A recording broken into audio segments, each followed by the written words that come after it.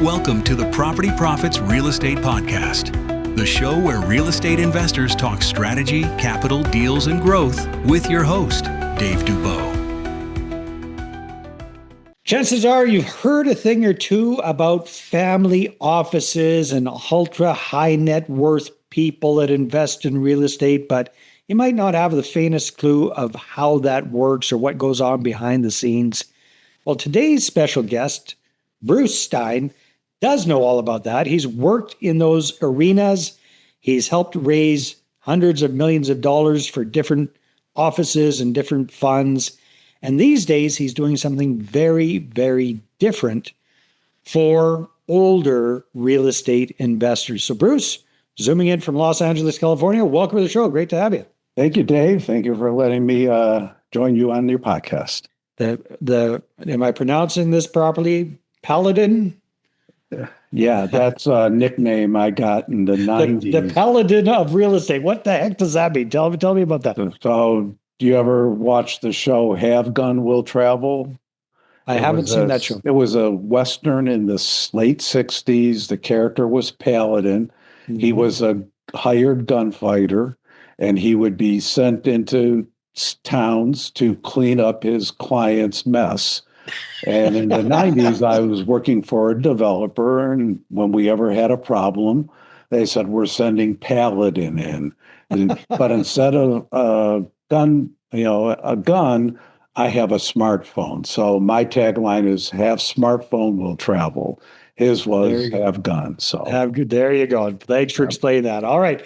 So Bruce, I skimmed over your real estate background. It's pretty substantial. So give us the Coles Notes version of what's got you here, and then we'll dive into what you're currently doing. Well, it all started, I wanted to be an architect as a kid. Yeah. And I found out after going to school that I really didn't like architecture. I liked development. Mm-hmm. So I was born and raised in Detroit. I moved to California, and then I started working for a developer and got a developer bug. And so I was building homes, small shopping centers, and then, I started working for this large company, and we started raising $100 million funds, building office buildings, industrial apartments. I even was running a home building company for 4 years. We were building about 1,300 homes. Wow. I then left that company. The patriarch passed away, and that's a lesson that I will talk about, that the children did not want to inherit the real estate, and they said, sell. This is in 2010 during the downturn, and we had to sell the real estate. I was working for then a nationwide bridge lender, private lender, and doing bridge and construction financing, and it got too overwhelming. It was like 80-hour work weeks. If you didn't respond to an email on a Sunday morning, you didn't get it. And then I started looking at some of my clients, and they were older. And I started asking them, this is great, but what kind of plan do you have if something happens? And they go, what are you talking about? And I said, well, who's going to step in and run your real estate if you had a stroke, or you were sick? I said, the best thing is if you would die, because then at least your heirs would get a step up in basis and they wouldn't have to pay capital gains. They may have some death taxes. And they said, well, I don't know what you're talking about. I said, well, let's look at your portfolio. And you look at, a typical person in their late 70s, 80s, they'll probably have 7 to 10 properties. They're 1031 exchange after another. They're usually a single tenant, good, but like a Dollar General, a 7-Eleven, those type of properties that they felt was safe, but they're around the country. And I said, who manages it? Well, I do. Who collects the rent? I do. Well, where does the rent go? It goes into my bank account. And I go, well, where's your bank account? He goes, oh, here. I go, does anybody else know that? And they go, what do you mean? No. Well, what happens if something happens to you? Do they know where the bank account is? And this happened. A client of mine was actually, an accountant called me up. His client's wife called up and said, the bills were not being paid. They were all getting notices. Oh. And would you go find out what's going on? So I was able to get a key to the office, and I found a bookkeeper, and she said, "Oh yeah, the rent's all come into this account, but my boss, bills all go to this one." He would send it at the end of the month to his personal account. Well, he wasn't there to send it. Yeah. So we had to go into the bank and get the wife to take over the bank accounts. We then had to discover these were 21 condos in Phoenix, and some of them were rented, some were not. So this was just like the beginning of where I realized you got to put a plan in place. What a nightmare it can turn out to be for you. Yeah. Hey there, if you're a capital raiser, a syndicator, or a fund manager, and you're looking for a steady flow of incoming accredited investor leads, then go ahead, grab a free copy of my new book, How to Get 20 Accredited Investor Meetings Every Month Without Cold Calling, Networking, or Chasing People. You can get that at 20accreditedinvestorsbook.com. Again, that's the number 20accreditedinvestorsbook.com. And so the typical real estate investor does have a spouse or children. And what I try to get them to look at it is from not their perspective, because when they wake up, I mean, any real estate person who's watching this now, they identify themselves with real estate. They wake up in the morning, they love what they do, but they sometimes forget what happens if I'm not around, who steps in. I wonder if we just all think we're going to live forever.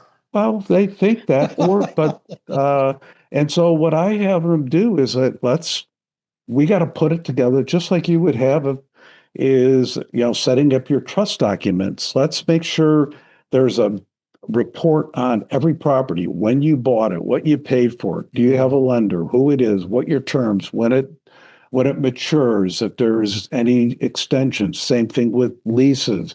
Who's your insurance broker? All these things that nobody thinks about putting it together. So I work with them. So I'm a consultant. I charge by the hour. And what we try to do is put together a plan. And usually they don't have children who want to step in because they're in their 40s now and they've got their own career. So it's really an exit plan. And what I try to convince them is maybe sell 3 or 4 of your properties to avoid capital gains, maybe buy a larger property or invest them in a Delaware statutory trust, something still real estate, but where you don't have 5, 6 accounts, you have now maybe 1 or 2. Try to simplify your life and also enjoy yourself. And the one thing that I try to focus on is, where do you like to travel? And then they'll tell me, oh, I love going to New Orleans. You have no properties in New Orleans. Well, why not? Well, it's a hard state to buy or whatever. And I go, but if you go there, you love it. Why don't you sell your property in Boise, Idaho, Phoenix, Arizona, buy something in New Orleans, and then you can travel to it. You can visit your property and even write it off. And so what I try to do is blend their lifestyle now with their real estate, try to look at it from that perspective as well. Mm-hmm. And then make sure that their estate planning attorney, their accountant, all have the same, exit plan that the investor has. I encourage them to talk with their children if they, and explain to them. And then they'll find out that the children generally are saying, thank you very much for creating a lot of wealth, but I think I really want the money. And I learned that when I was at a family office. The patriarch passed away, and he had set up the company for the grandchildren. Children didn't want it. Nobody wanted it. They showed me the money. And so we sold them all of the real estate, and it was hundreds of millions of dollars in a down cycle. So we actually lost a little money, but for them, it was all gravy. They got a lot of cash. And Dad did all the work, and now they get all the benefit. Yeah. And they didn't have to pay capital gains because there was a step up in basis. But it was a lesson that I've learned. So, even today, somebody who's starting out in business, I would tell them, make sure how you holding title. Think about it. Is it going to be in a family trust? Make sure your membership interest is in the family trust. There are so many times I'll find them have, oh, it's an LLC, but the managing member is still themselves personally. It's not in the name of the trust.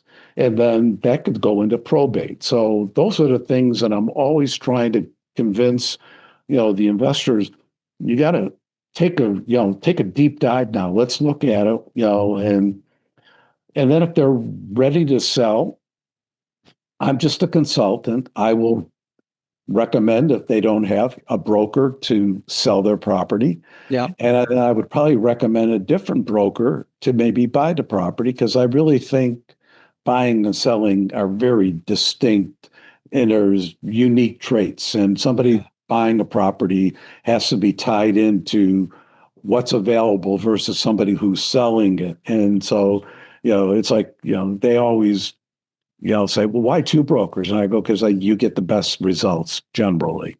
Yeah. So how long have you been doing this kind of consulting for, Bruce?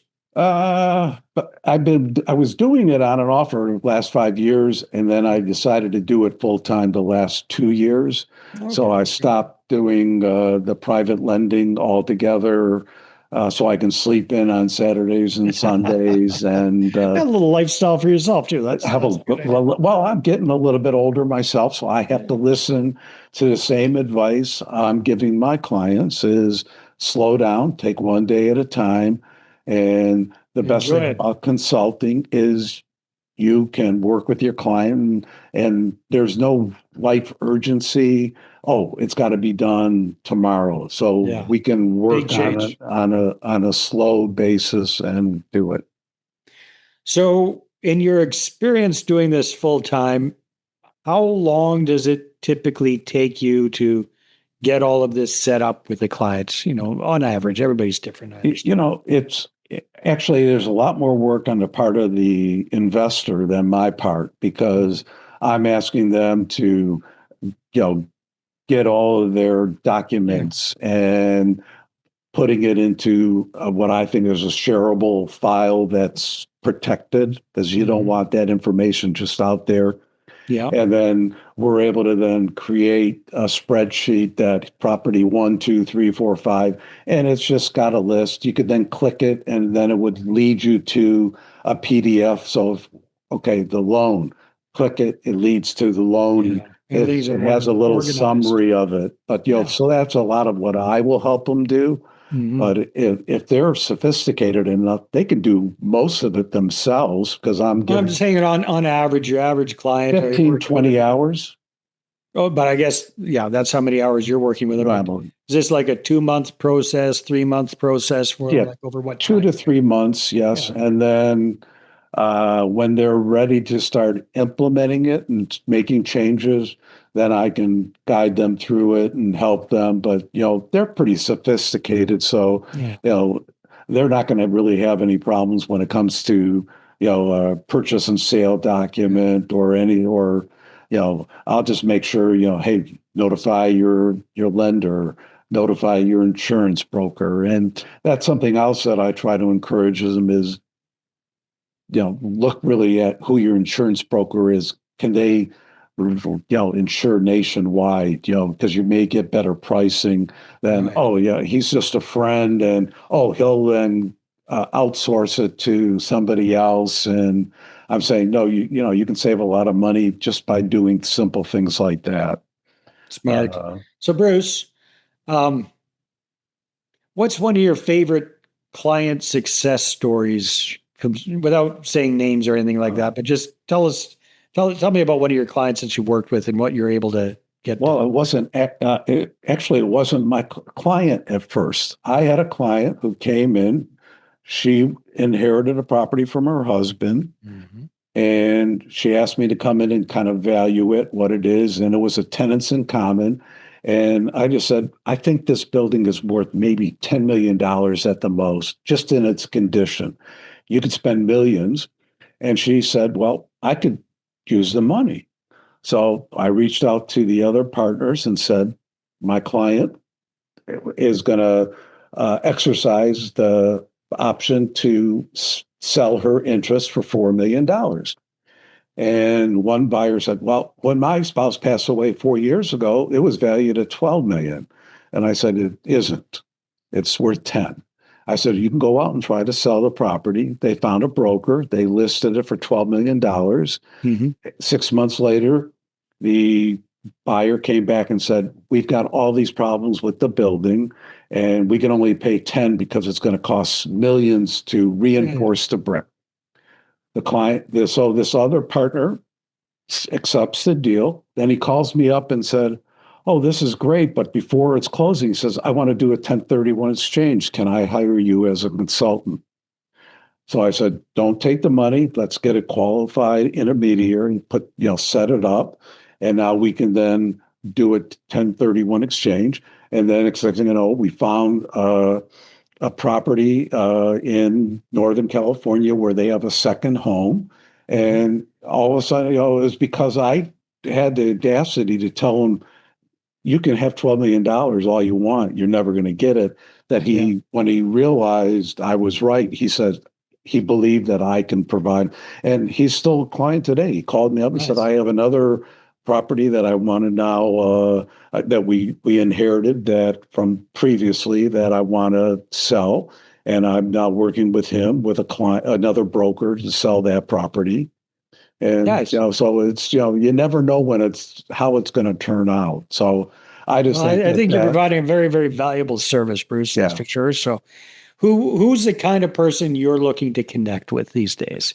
Well, ideally it would be somebody in their late 70s. They've assembled real estate anywhere from 15 to 50 million. If it's anything really more than that, they probably have a small property management company, or they have people that could step in. Could they do what the owner does? Probably not. But I'm finding that they've got a little bit more support behind them. They got a more sophisticated accountant. So sorry, who are you looking to connect with again? So, exactly. People in their late 70s. So they've got real estate, 6 to 10 properties, $50 million value. Hopefully I can help them reevaluate where their portfolio is, look and see if there's any weaknesses, and strategize, maybe sell here, sell this now, hold on to these. Get things organized for them. Yeah. So fantastic, Bruce. If people want to connect with you, what's the best way to do that? I'm on LinkedIn. It's Bruce Stein. I forget what it is, but that's probably the best way. I had a website. I took it down because it wasn't compliant with everything, and I figured. So LinkedIn's the best way to connect with you, Bruce Stein. There might be a few of them. Yeah. So you're the Bruce Stein in Los Angeles, correct? Yes, and you'll see real estate wealth advisor and planning commissioner. There you go. So because I'm on a planning commission of the city I live in too. Oh, wonderful.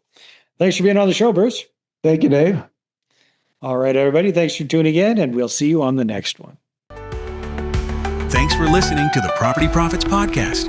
If you'd like to be a guest on the show, apply at daveinterviews.com.